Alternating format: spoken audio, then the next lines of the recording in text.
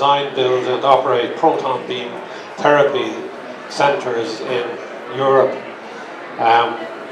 We're part of a consortium with Bouygues, the UK, big international contractor, and Varian, who are equipment manufacturers. We're working at the moment on the first proton beam therapy centre in UCLH in London. This is the heat map of the UK, and it shows where the two proton centres in the UK will be located in London and Manchester, in the Christie in Manchester. And the first one will be open the end of next year. This is the current list of proton centres around the world. There are currently about 40 centres around the world, mainly in Japan and America and in Germany. If you remember from school, the atom has protons, neutrons and electrons. In proton therapy is an advanced form of radiotherapy. It's the new gold standard for radiotherapy. In radiotherapy, they use photons, which is a particle of light. In proton therapy, we split the atom and use the protons to deliver the therapy. And proton therapy has a very peculiar benefit that in traditional radiation, you'll see there that when you radiate a patient, the radiation goes through the patient and passes through from one side to the other, whereas protons have a unique feature in the Bragg peak where you can set the maximum end of the dosage and it doesn't penetrate any further. All the energy, 135 MeV, is delivered exactly at the source. This is currently a chart of image-guided radiotherapy. The green scale and the red scale is how proton therapy from 2020 is taking over. You can see this diagram, a brain tumour on the left with radiotherapy firing in from this side, the effect on the undamaged, the damage it does to the other tissue in the brain, whereas setting with the proton therapy, the dose can be limited exactly to the shape of the tumour. This again an example of pancreatic cancer shooting from the back. You can see this is a vertical shooting in that way, or you can see it coming through the spine there, exactly aligned with the tumour. And you can see from this the energy is all delivered to the pancreas. There's very little damage done to the kidneys and the spinal cord. There is still damage done, but it's far less. Up to now, proton therapy has only been used for brain tumours, melanomas of the eye, pediatric tumours and prostate cancer. But now, with pencil beam scanning, which I'll explain, it's being used for lung, liver, breast, esophageal cancer, and so on. Obviously, those are tumours of soft tissues, and there are huge complications in trying to shoot at soft tissue because, as you can imagine, the patient is alive, so their esophagus or whatever is moving up and down as they breathe, so you have to have gating, which sets, like Bernie the bolt, it sets the motion of the beam exactly in line with your breath and shoots when it aligns. With breasts, obviously, once you image the breast, you image them in a, standing up, lying down. When you position the patient, then you have to get the patient in the exact same position. So left-sided breast could never be done with radiotherapy because it would obviously damage the heart. Now, this is the gold standard for breast cancer treatment. That's just a diagram of the breast cancer. You use masks in radiotherapy. You can use more rigid masks with proton therapy, which can improve the dose delivery. To deliver the protons, we have a cyclotron which splits the atom. We run the beam down through magnets down to the room where the proton gantry is. This is the cyclotron which splits the atom.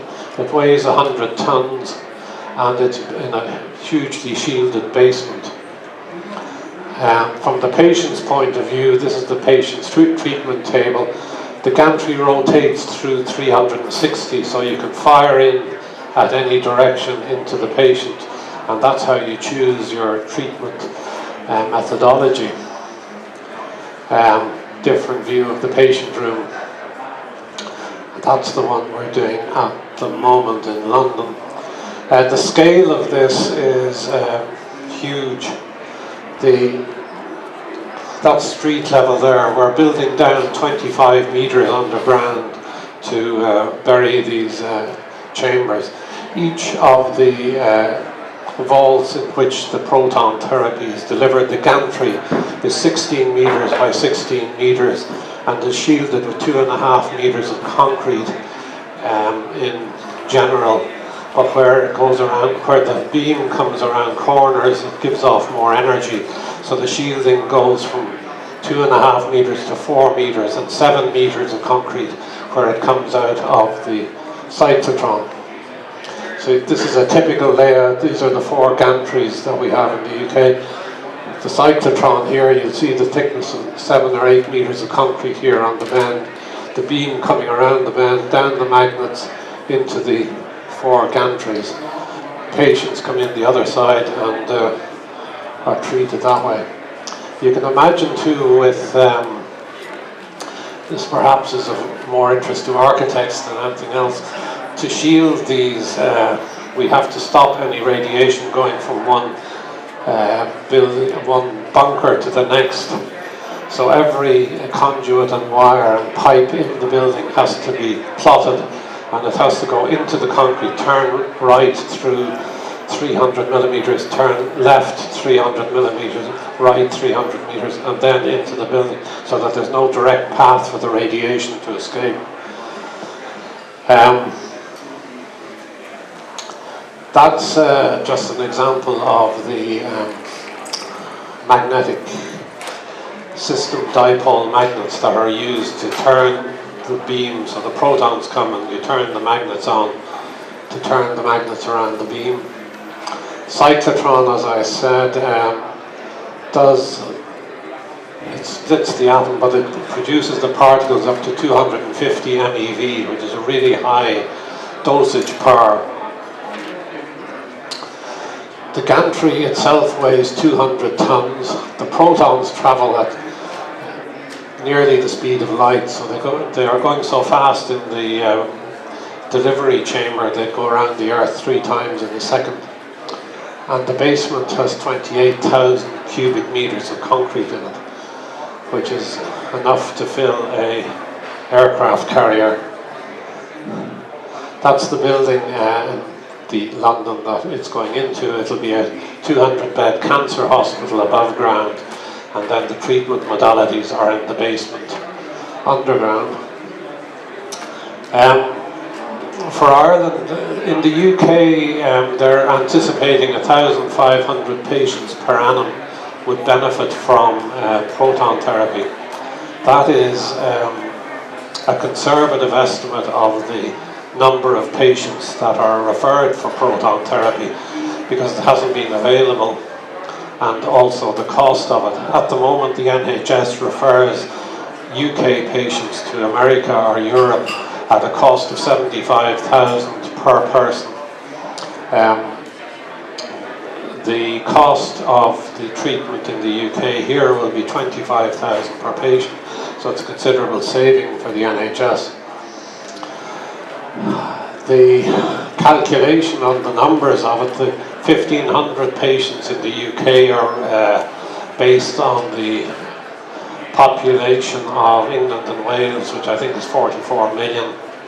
So if you do the math on that, we would have about 150 patients in Ireland who would benefit from this treatment.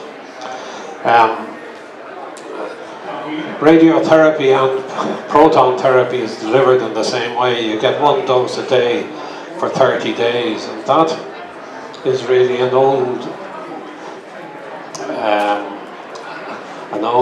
concept that's to do with radiotherapy and older modalities of proton therapy. In the old days, what they would do is they would look at your tumour, image it on a CT machine, cut a hole in a metal plate called a colorimeter, the shape of your tumour, and then fire through it with the radiotherapy and what they call scattering. So just fire it through you using this shape. So to limit the damage from that, they did it a little bit every day for 30 days. With proton therapy, we can do pencil scanning. So in other words, you set up the beam and it scans like a pencil, and it can do 1 millimeter a day or 2 millimeters a day, and you can set it for, say the tumour is 30 millimeters thick, you can do 1 millimeter a day for 30 days. And that's what sets the time that you need, an hour per session, because even though the treatment itself only takes 5 minutes, every patient takes an hour. By the time you get them set up, you re-image them to position them correctly, put them on the table, leave the room, fire the thing, and then undo the whole thing again. So based on 3 gantries, you can do 360 patients a year. So we reckon there is the need in Ireland for 2 gantries. Probably should be in St. Luke's Hospital or in St. James's Hospital, where most of the oncology work is done. And if I'm not correct, that's the end of the story.